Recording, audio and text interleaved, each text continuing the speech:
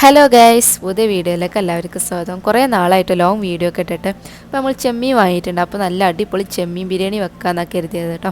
അപ്പോൾ അതിനാവശ്യമായത് ഉള്ളിയൊക്കെ അരിഞ്ഞ് വെച്ചിട്ടുണ്ട്. നമുക്ക് എങ്ങനെ ഉണ്ടാക്കുക നോക്കിയാലോ. അപ്പോൾ ചെമ്മീൻ ഫ്രൈ ചെയ്യാൻ വേണ്ടിയിട്ട് മഞ്ഞളും മുളകും ഉപ്പൊക്കെ ചേർത്ത് മസാല തേച്ചിട്ടാണ് ഫ്രൈ ചെയ്തെടുത്തത് കേട്ടോ. അപ്പോൾ ചെമ്മീൻ വേഗം ഫ്രൈ ആയി കിട്ടും. അപ്പോഴേക്ക് നമുക്ക് ഉള്ളിയൊക്കെ വാരി കിട്ടണം കേട്ടോ. അപ്പോൾ നമുക്ക് അതിക്ക് ആവശ്യമുള്ളത് സാധാരണ ബിരിയാണി വെക്കണ പോലെ തന്നെ ആവശ്യമുള്ള സാധനങ്ങളേ ഉള്ളൂ.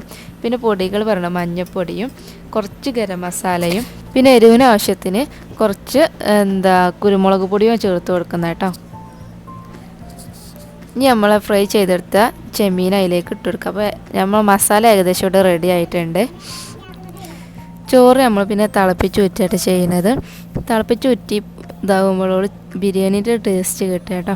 അപ്പോൾ നമ്മൾ മസാല ഇവിടെ വന്നിട്ടുണ്ട്. അപ്പോൾ അതിലേക്ക് മല്ലിയും പുതിനയിലയും ഒന്ന് വിതറി കൊടുക്കട്ടെ മുകളിലൂടെ.